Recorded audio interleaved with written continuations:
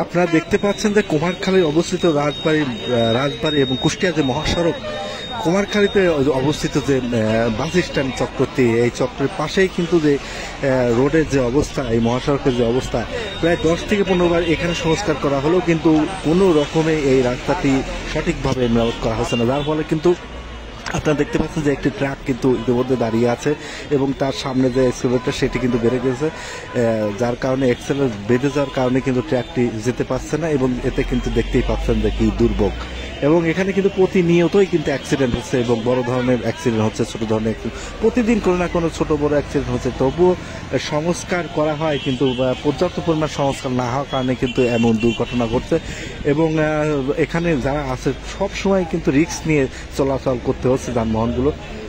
সংশ্লিষ্ট কর্তৃপক্ষ দৃষ্টি আকর্ষণ করছি, যেহেতু বারবার এখানে সংস্কার করেও কোনো লাভ না হওয়ার এখানে দীর্ঘমেয়াদী যাতে ভালো করে সংস্কার করা হয় সেই ব্যবস্থা নেবে এবং স্থানীয়রা কিন্তু এতে খুবই ক্ষুণ্ণ যে কোনো মুহূর্তে বড় ধরনের দুর্ঘটনা ঘটতে পারে, তখন কিন্তু এটা দায় কে নেবে, এমন প্রশ্ন সাধারণ মানুষের।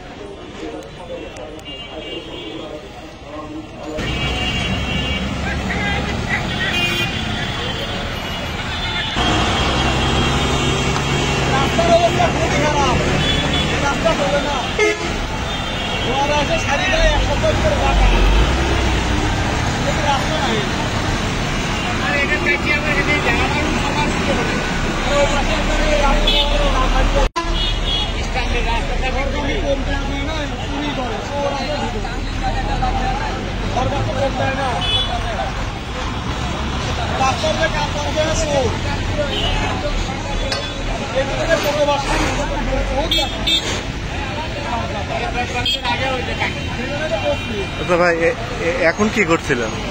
এখন কি করছিলেন? এখন ঠেলা কালে উল্টি পিক আপ নেছে, অটো বারবার বাবাদি করতেছে, ওই জন্য তো সব খেপে গেছে ড্রাইভাররা। এই যে বেঁধে গেছে দেখলাম, কারণটা কি, কিসের জন্য বেঁধে যাচ্ছে? এটা হলে যার সাথে বাঁধবে সে ভালো হয় না, আমরা তো তা দেখতেছি দূরে বাজিয়ে গেছে, ট্রাকের নিচে ওখানে বাজিয়ে গেছে। এই রাস্তা কতবার সংস্কার হলে এই পর্যন্ত? এই 10 দিন আগেও সারি দিয়ে গেছে, আবার আপনার 50-60 বার কাজ হয়ে গেছে, আরো বেশি, আরে 2 দিন পর আবার এখানে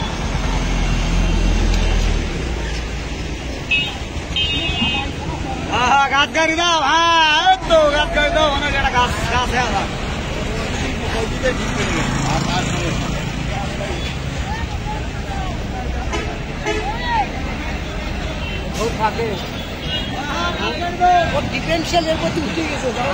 একটু বলেন তো ট্র্যাকটা এদিকে আসছে,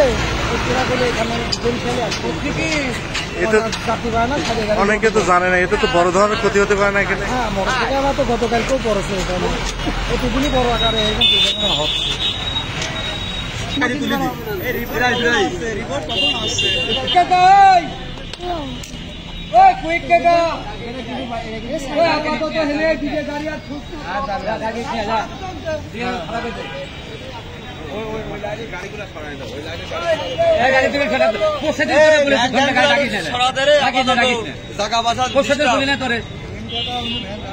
কথা শুনে নাকি